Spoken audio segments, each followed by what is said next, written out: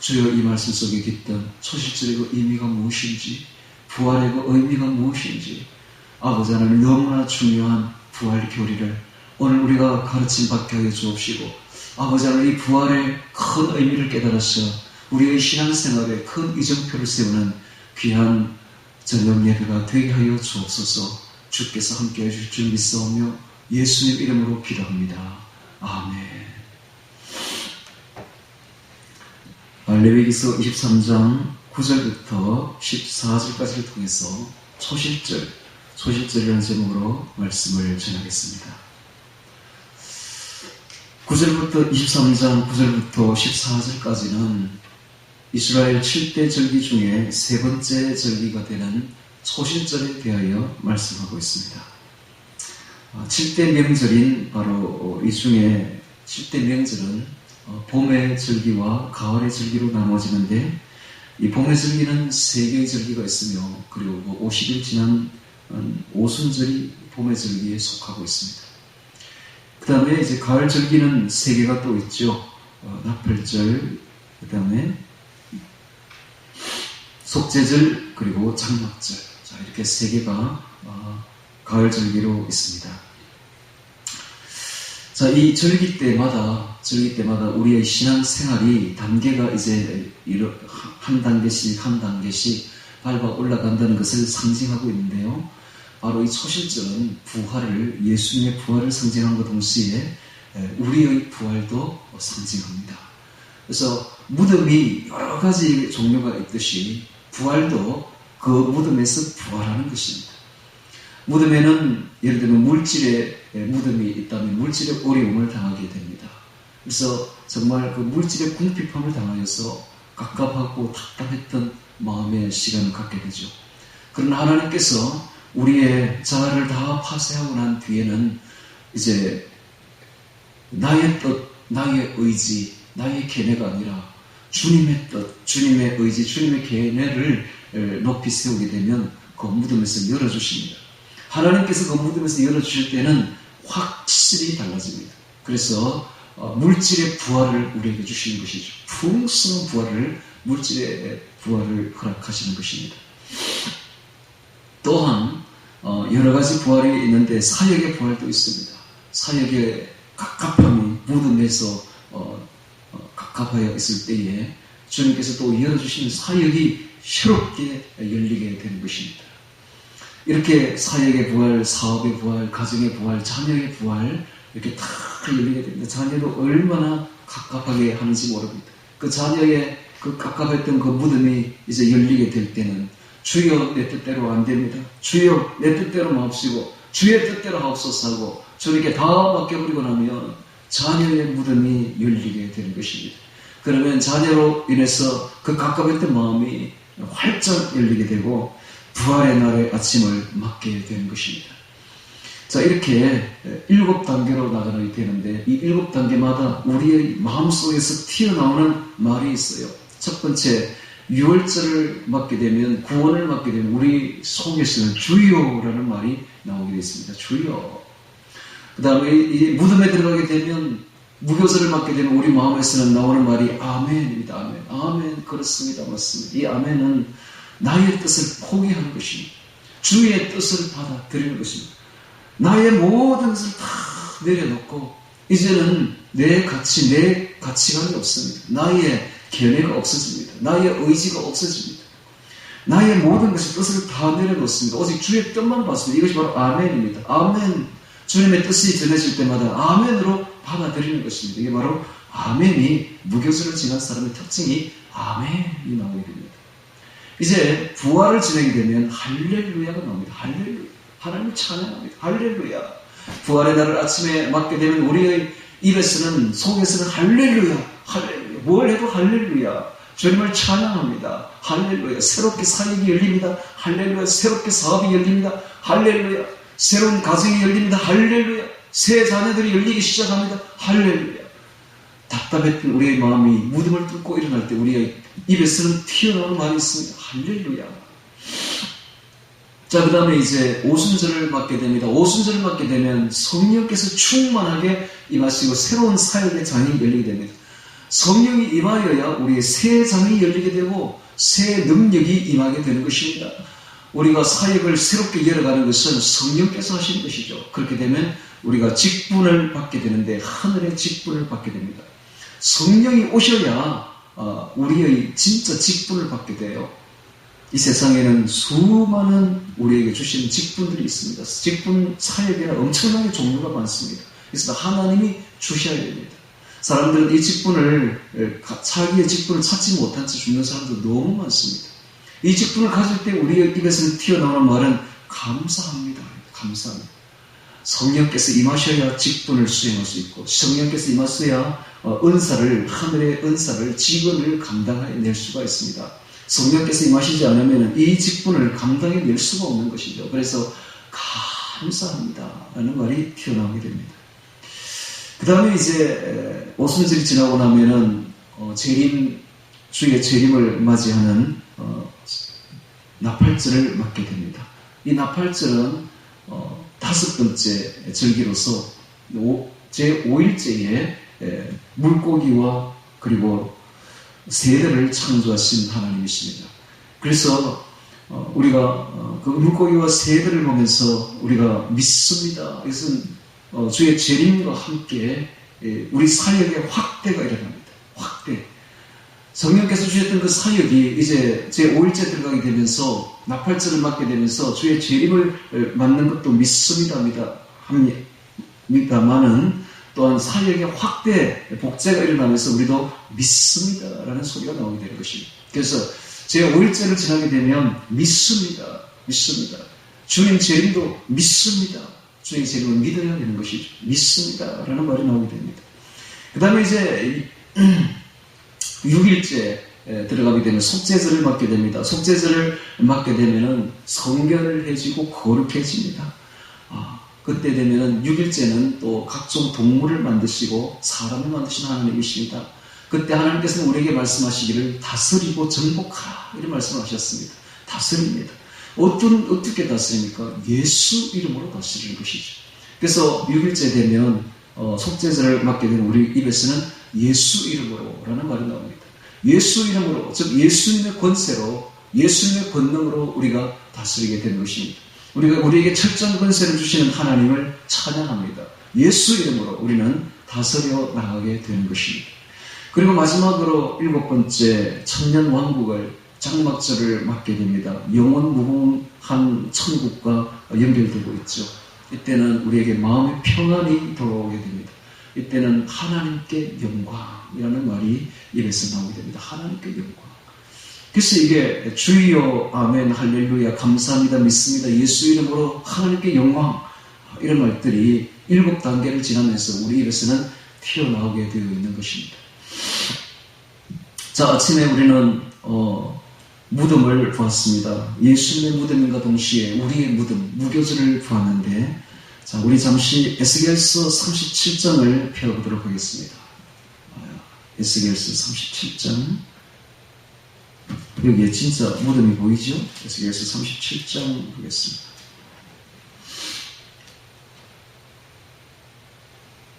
(12절입니다) 12절. 에스겔서 37장 12절 봉독하겠습니다. 그러므로 너는 대언하여 그들에게 이르기를 주 여호와의 말씀에 내 백성들아 내가 너희 무덤을 열고 너희로 거기서 나오게 하고 이스라엘 땅으로 들어가게 하리라. 내 백성들아 내가 너희 무덤을 열고 너희로 거기서 나오게 한적 너희가 나를 여호와인 줄 알리라. 무덤을 열고 거기서 나오게 한적 이런 말씀이 나오고 있습니다. 자, 이스라엘 전체가 바로 이 무덤 속으로 들어갈 때가 있었습니다. 바로 바벨론 포로였지요. 바벨론 포로 생활을 마치 마른 뼈로 상징하고 있습니다. 마른 뼈, 에스겔 골짜기 보니까 마른 뼈가 아주 많이 있는데 도저히 살 수 없는 무덤 골짜기인 것입니다. 이 무덤에서 7절에 보니까 하나님께서 대언을 하니까 이 뼈 저 뼈가 들어맞아서 뼈들이 서로 연락하게 됩니다. 그리고 또 그 뼈에 힘줄이 생기고 살이 오르며 그 위에 가죽이 덮이고 생기는 없었는데 9절에 보니까 또 내게 이르시되 인자여 너는 생기를 향하여 대언하라. 생기에게 대언하여 이르기를 주 여호와의 말씀에 생기야 사방에서부터 와서 이 사망을 당한 자에게 불어서 살게 하라. 뭡니까? 부활이죠. 부활. 이 무덤에서 부활하는 것입니다. 생기가 불어와서 살게 하라 하셨다 하라. 이에 내가 그 명대로 대언하였더니 생기가 그들에게 들어가며 그들이 곧 일어나서 서는데 극히 큰 군대더라. 부활입니다. 부활. 무덤이 열리고 부활하는 것입니다. 11절에 또 내게 이르시되 인자야 이 뼈들은 이스라엘 온 족속이라. 그들이 이르기를 우리의 뼈들이 말라 우리의 소망이 없어졌으니 우리는 다 멸절되었다 하는데라. 이 바벨론 포로 시대가 그랬죠. 마치 무덤과 같았습니다. 바벨론 포로 시대 70년은 이스라엘 전체의 무덤이었습니다. 자, 12절에 그러므로 너는 대언하여 그들에게 이르기를 주 여호와의 말씀에 내 백성들아 내가 너희 무덤을 열고 너희로 거기서 나오게 하고 내가 너희 무덤을 열고 너희로 거기서 나오게 하고. 바로 무덤을 여시는 분이 하나님이십니다. 이스라엘 땅으로 들어가게 하리라. 내 백성들은 내가 너희 무덤을 열고 너희로 거기서 나오게 한 자 너희가 나를 여호와인 줄 알리라. 하나님께서 때가 되면 무덤이 때가 되면 우리에게 무덤을 여는 때가 온다는 거예요. 이게 바로 부활인 것입니다. 부활. 자, 이렇게 우리가 새롭게 부활하는 날이 일어난다는 것을 우리에게 보여주고 있습니다. 자, 오늘은 레위기 23장 9절부터 같이 보면서 초실절을 보도록 하겠습니다. 9절에 여호와께서 모세에게 일러 가라사대 이스라엘 자손에게 고하여 이르라. 너희는 내가 너희에게 주는 땅에 들어가서 너희 곡물을 거둘 때에 윗선 너희 곡물의 첫 이삭 한 단을 제사장에게로 가져갈 것이요. 자, 이 곡물이 뭘까요? 곡물은 바로 4월 달에 우리가 취할 수 있는 곡물은 바로 보리입니다. 보리와 밀이 있는데 밀은 조금 늦어요. 그래서 보리 이삭이 그때는 잘 수확이 되지 않습니다. 그런데 어떤 보리는 조금 빨리 익는 보리가 있죠. 그래서 빨리 이삭에 올라온 제일 첫 이삭입니다. 제일 첫 이삭. 제일 첫 이삭을 제일 첫 열매죠. 이것을 한 단을 잘라서 제사장에게로 가져가라고 말을 하고 있습니다. 부활의 첫 이삭입니다. 바로 부활의 첫 열매가 되시는 예수 그리스도를 상징하고 있습니다. 자, 그때를 한번 우리가 되돌이켜 가서 부활의 첫 이삭을 초실절에 바치려고 첫 이삭을 베는 그 여인들을 한번 생각해 보시기 바랍니다. 자, 여인들이 새벽에 아침에 일찍 일어나서 안식일 다음 날입니다. 오늘 같은 이런 주일 아침입니다. 주일 새벽에 낫을 들고 밭으로 뛰어갑니다. 뛰어가서 하나님께 바치려고, 이것은 누구에게 바치려고 하는 게 아니고 먹으려고 하는 것도 아닙니다. 오직 성전에 제사장에게 바치려고, 하나님께 바치려고 낫을 들고 가는 거예요. 아침 새벽에 여인들이 뛰어갑니다. 밭으로 뛰어가서 제일 먼저 익은 보리단을 베기 시작합니다. 그리고 그것을 하나를 안고 한 단을 안고 제사장에게로 가는 거예요. 그 모습과 부활의 아침 갈릴리에서 온 마리아와 여러 여인들이 예수님 계시는 무덤으로 뛰어갑니다. 뛰어갔더니 그 새벽에 그 아침에 주님께서 부활하신 것을 만나게 되는 것입니다. 이거하고 똑같은 것입니다.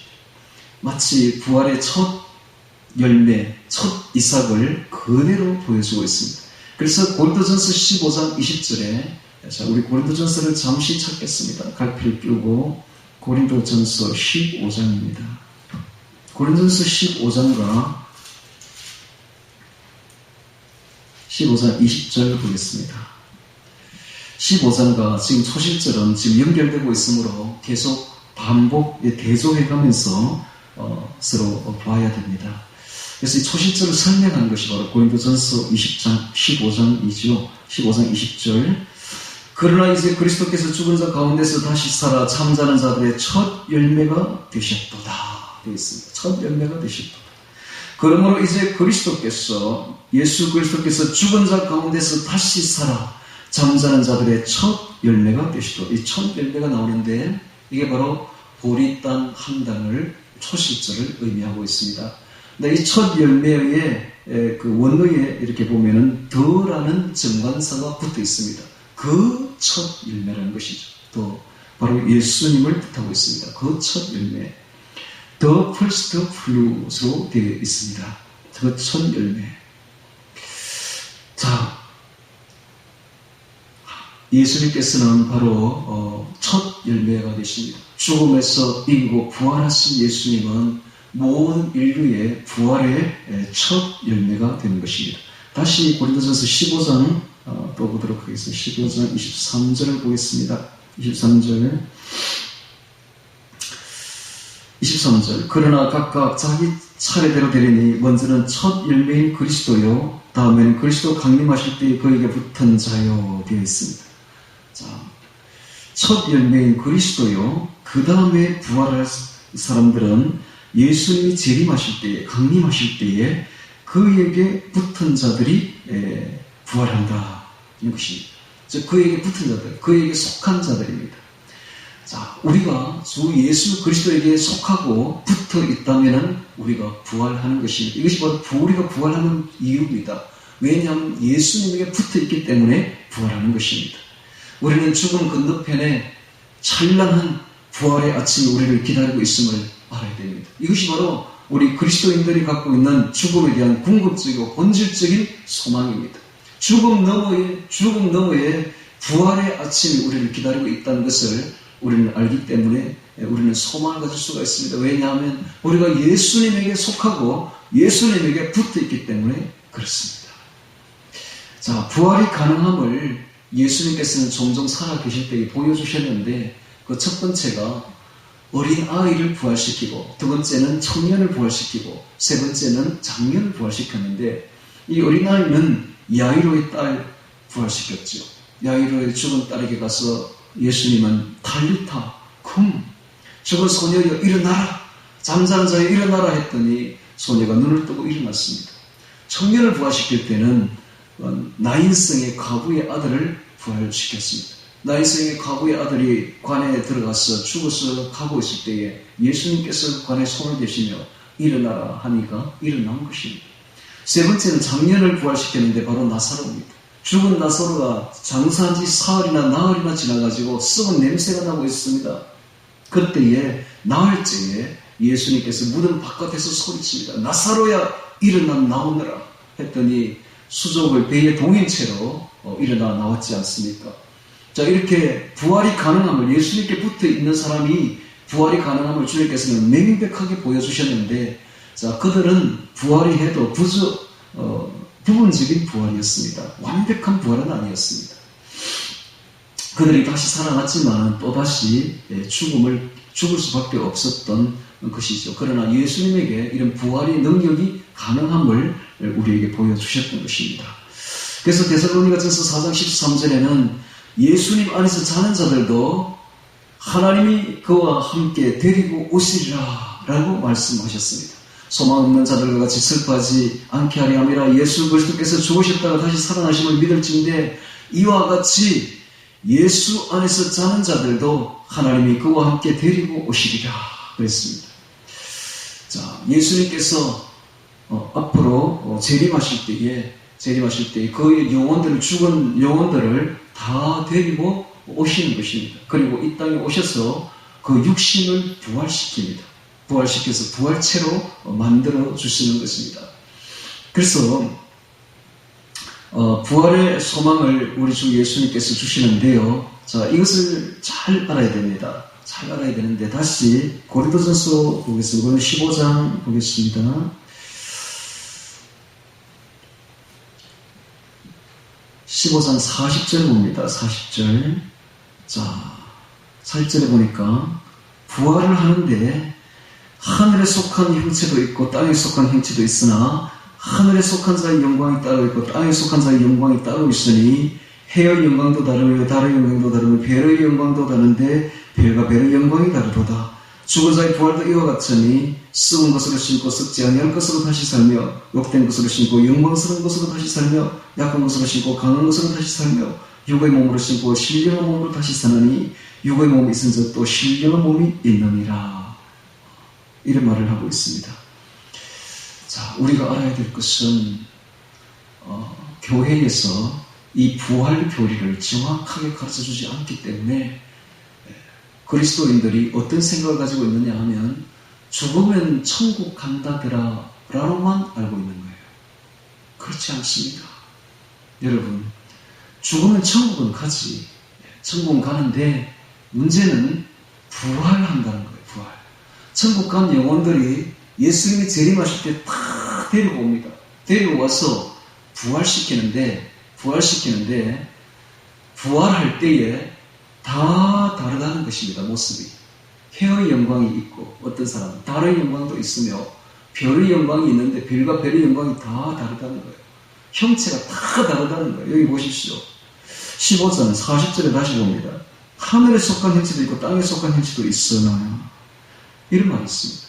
땅에 속한 형체가 뭘까요? 하늘에 속한 형체가 또 뭘까요? 땅에 속한 형체가 있다는 사실을 알아야 됩니다. 이 형체가 다 틀려요. 그래서 우리 성도에 있어서 최종 승리는 바로 이 부활에 있습니다. 인생의 최종 목표는 바로 이 부활에 있는 것입니다. 그래서 정말 우리가 이 부활이야말로 최후 부활에서 우리가 최후 승리를 거두게 된다는 것을 알아야 됩니다. 인생에 있어서 지금 승리하는 것은 전혀 문제가 되지 않습니다. 지금 실패하는 것도 전혀 문제가 되지 않습니다. 궁극적인 성공이 있어요. 이게 바로 부활인 것입니다. 부활체를 입을 때에 최종 승리가 일어나는 것입니다. 가장 큰 부활이 있습니다. 바로 예수님의 부활입니다. 계시록 1장에 보면 예수님을 표현할 때 이렇게 되어 있습니다. 그의 얼굴은 해가 힘있게 비치는 것 같더라. 예수님의 얼굴은 해처럼 해의 부활을 가지고 있습니다. 해가 힘있게 비치는 것 같더라. 해의 부활에 우리도 도전해야 됩니다. 해의 부활이 있습니다. 달의 부활도 있습니다. 우리가 적어도 해의 부활은 못 될지언정 달의 부활 정도는 되어야 되지 않겠습니까? 이게 이제 부활에 우리가 도전하는 목표를 가져야 됩니다. 이것이 신앙인의 목표가 되어야 됩니다. 우리의 인생의 성공 여부는 바로 이 부활에 달려있기 때문에 그렇습니다. 예를 들면 이런 겁니다. 어떤 사람이 여자 전도사였는데 전에 제가 한번 잠시 이야기했는데 이 전도사가 이 부활 교리를 설명할 때 자신의 부활할 그 모습을 봐버린 거예요. 보니까 이건 뭐 뿔이 나 있고 완전 짐승이라 짐승. 땅의 형체도 있고 되어 있지 않습니까? 그래가지고 이 전도사가 대굴대굴 구부는 겁니다. 그래서 왜 전도사가 그런 일을 당하게 되는가 하면 전도사가 이 신방 보고를 할 때 전부 거짓으로 보고를 해가지고 보고했던 겁니다. 자, 이걸 이제 뭐 그렇게 했는 걸 자기 양심이 알고 있는데 예수님께서 그 부활체를 앞으로 너는 이런 식으로 부활할 것이다. 부활체를 딱 보여줬는데 이거 완전히 뿔이 난 짐승이에요. 그러니까 전도사가 대굴대굴 구부는 겁니다. 그때부터 이 전도사가 밥을 먹지 않고 금식하면서 회개하는데 한 달을 회개했다고 합니다. 한 달을 회개했는데 한 달 뒤에 다시 예수님께서 그 부활체를 딱 보여주는데 하얀 드레스를 입은 완전히 아름다운 사람으로 천사와 같은 모습으로 딱 변한 거예요. 그래서 이렇게 부활체가 달라집니다. 우리가 지금 어떤 신앙생활을 하느냐에 따라서 우리의 부활체는 시시각각으로 달라진다는 사실을 알아야 됩니다. 이게 바로 인생의 최종 목표요, 최종 성공인 것입니다. 이것을 안 가르쳐주는 거예요, 교회에서. 이 부활 교리를 안 가르쳐주는 거예요. 그러니까 그냥 죽으면 천국 가는 줄로만 알고 있는데 물론 천국은 갑니다. 그러나 부활이 다 영광이 다르다는 것입니다. 별과 별의 영광이 다 다르듯이 해의 영광이 따로 있고 달의 영광이 따로 있습니다. 가장 센 영광을 누가 가지고 있는가? 순교자들이 가지고 있습니다. 순교자들. 그럼 우리는 어떻게 지금 신앙생활을 해야 되는가? 순교자의 마음으로 신앙생활을 해야 됩니다. 꼭 순교자가 되라는 것이 아니라 오늘 내가 죽겠다는 심정으로 순교자의 마음으로 주를 위해서 죽겠다, 주를 위해서 살고 주를 위해서 죽는 심정으로 그렇게 순교자의 마음으로 우리가 신앙생활을 한다면 가장 센 영광을 가지게 될 것입니다. 이게 진짜 중요한 것이죠. 이 부활교리가 얼마나 중요한가 하면 이슬람을 보면 알 수가 있습니다. 이슬람에는 이렇게 부활교리를 가르칩니다. 순교하면 알라 신을 위해서 순교하면 천국에서 70명의 여인들이 너를 기다리고 있다. 예쁜 아내들이 70명이나 기다리고 있다. 이렇게 가르칩니다. 이러니까 이들이 순교를 겁을 안 드는 거예요. 그래서 지금 폭탄 테러가 막 일어나고 있는 것입니다. 이렇게 거짓으로 가르쳐도 그 정도 합니다. 그 정도. 그런데 우리는 진실한 예수님의 말씀을 똑바로 가르쳐야 되는 것입니다. 죽으면 막연하게 천국 간다고 가르치지 말고 천국은 갑니다만은 천국에 가서 영광을 가르쳐줘야 됩니다. 이런 식으로 부활할 것이다. 네가 어떤 신앙생활을 하느냐에 따라서 너의 부활체가 달라져 버립니다. 영광이 달라져 버립니다. 이 사실을 안다면은 지금 열심히 신앙생활 안 할 사람이 아무도 없는 것입니다. 이것이 바로 진짜 중요한 부활 교리인 것입니다. 자, 다시 레위기서로 넘어오겠습니다.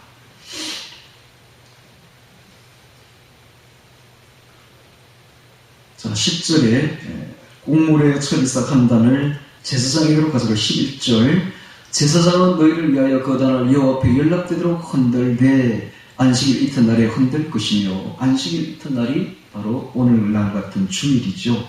부활의 날 아침입니다. 부활의 날에 주님께서 부활하실 것을 부활의 첫 열매로 이렇게 상징되고 있습니다.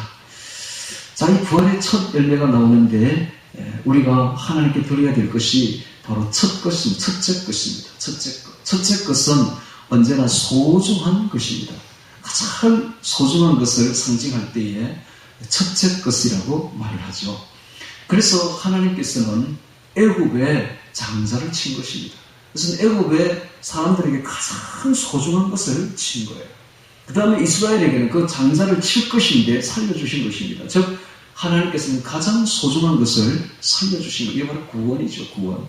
그 6월절 구원을 통해서 가장 중요한 것을 바로 첫 장자라는 것을 가르쳐주고 있습니다.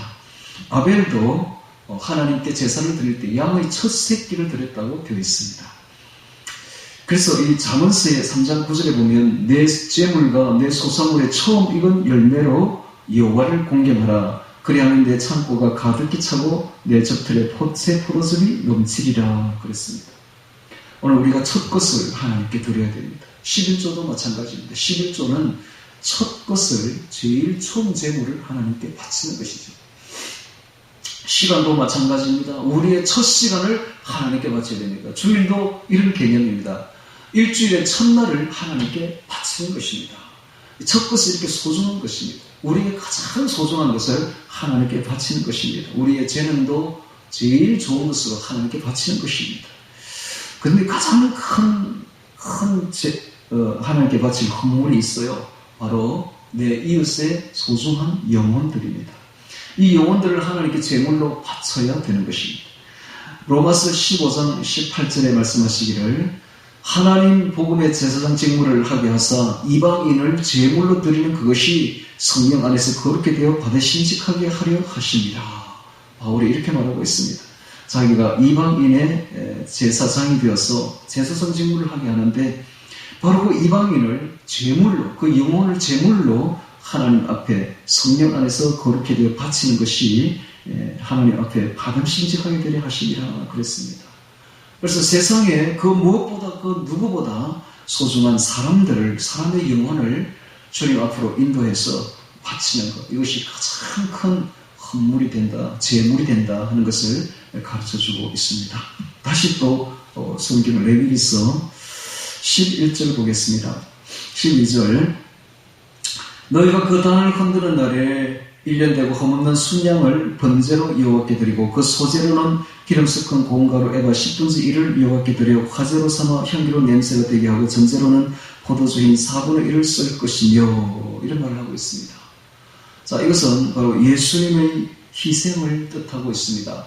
흠없는 어린 순양 그리고 고운 가루 에바 10분의 2 2대 정도 됩니다. 고운 가루 2대 그리고 포도주를 전제로 드립니다. 포도주를 부어드리는 것은 내 모든 것을 나중에 바울이 자신의 순교를 포도주의 전쟁에 비유하고 있습니다.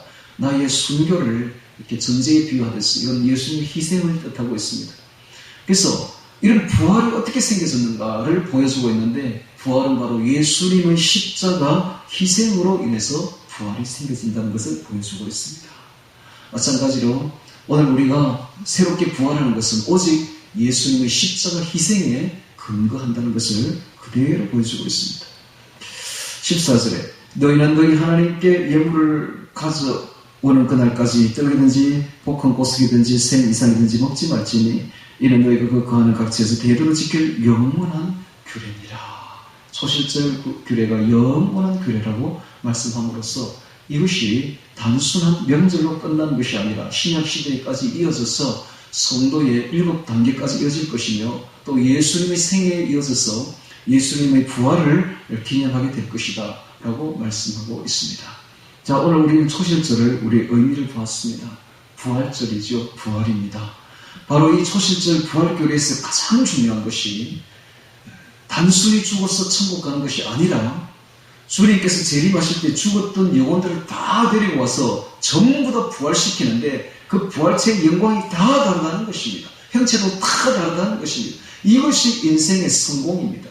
인생의 최종 성공을 결정하는 것입니다. 오늘 우리가 어떻게 신앙생활을 하느냐에 따라서 우리의 부활체가 완전히 달라져 버립니다. 이것이 바로 최종 성공인 것입니다. 우리의 목표는 바로 이 부활의 최종 성공에다 목표를 두어야 됩니다.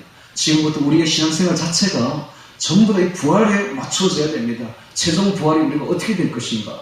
그것은 가장 큰 영광은 바로 해의 영광이요 달의 영광인데 여기에 도전해야 됩니다. 바로 순교자의 정신으로 우리가 신앙생활을 해야 된다는 사실입니다. 우리가 지금부터 정말 주를 위해서 살고 주를 위해서 죽는 부활의 그 영광에 해의 영광, 달의 영광에 도전하기 위해서 순교자의 정신으로 살아갈 때에 우리는 정말 예수님과 같은 해의 영광, 달의 영광에 참여하게 될 것입니다. 그러므로 이 부활 교리를 부활의 영광을 잊지 마시고 깊이 새겨서 지금부터 우리가 하는 신앙생활에 따라서 다 달라집니다. 아까 예수 전도사님 이야기 들어봤죠. 달라진다. 그러니까는 우리가 어떻게 지금부터 신앙생활을 하느냐에 따라서 우리의 영원한 형체가 달라져 버린다. 영원한 영광이 달라져 버린다 하는 것을 깊이 새기시고 열심히 순교자의 정신으로 신앙생활하는 우리 모두가 되기를 주의 이름으로 축원합니다. 다 같이 오늘 말씀 기억하면서 기도드리겠습니다.